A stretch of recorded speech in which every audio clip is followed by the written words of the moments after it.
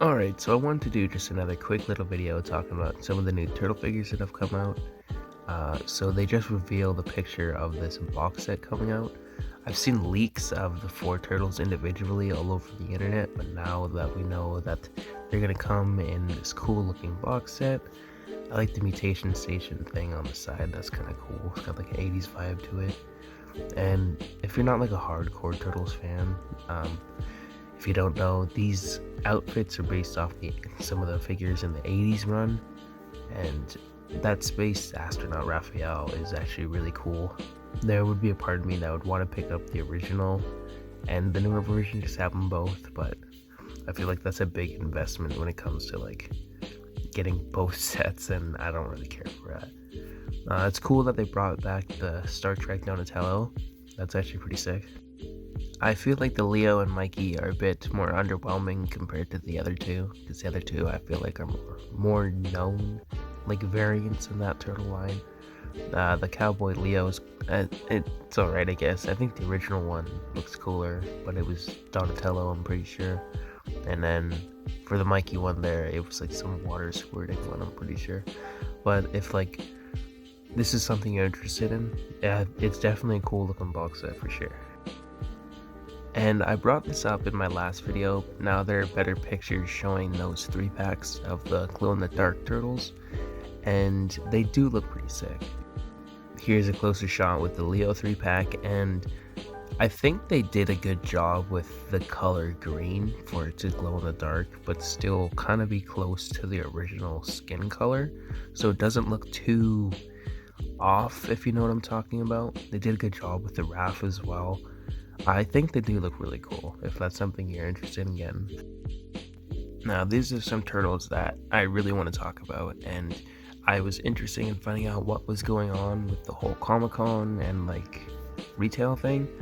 So it's looking like these more weathered look to the turtles will be the Comic-Con exclusive ones, and it's looking like they're gonna be $35 pop. $35 a pop. I've never sounded like more like an old man. But this is what the Comic-Con one's gonna look like, and they do look very sick. I love the weathering on these ones. And now here's a shot of what I think the retail version is gonna look like. And the big difference here is literally just the weathering and painting on it. So the Comic-Con ones will be more painted, but it's looking like the basic ones are still going to have the same amount of accessories and everything else. So I am okay with that, because I'm probably just going to end up painting them anyways, so they'll look like the Comic-Con ones. So it's not too big of a deal for me, because I'm just going to paint them up. So I'm still very excited to pick up these turtles. And yeah, here's a shot of them in the boxes, and it looks like the boxes are going to be the same with all the same accessories, and the figure more or less is the same.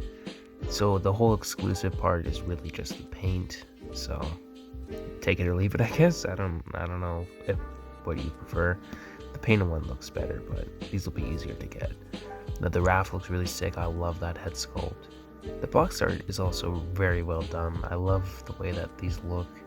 There's Donatello here, and something I didn't know was his shell will actually be metal, and I think that's because at some point in the comics, Bebop and Rocksteady broke his shell with a sledgehammer. So I think this is the shell he has after. You can correct me if I'm wrong. I don't know too much about the IDW stuff. Pretty sure this is the IDW run, but I just love the designs of them. That's why I'm getting these ones. NECA also just revealed this. It's a Space Adventures Usagi figure, and I don't know too much about Usagi. My favorite version of him was the 2003 version, so like that's the one I know most. I haven't read like his individual comic run, so I don't know how much he goes into space and stuff. I know there was a variant in the 80s toy line of a space version of Usagi, but I didn't know that was something he actually did. I thought that was like a fun little like variant to get all that kid's money. But if you're a hardcore Usagi fan, this is probably a really dope release for you. I'm still looking for the original cartoon release, that's the one I'd keep for my collection. But he does look pretty cool. Although I think that's going to be it for this video. I really just wanted to make this to talk about those IDW figures.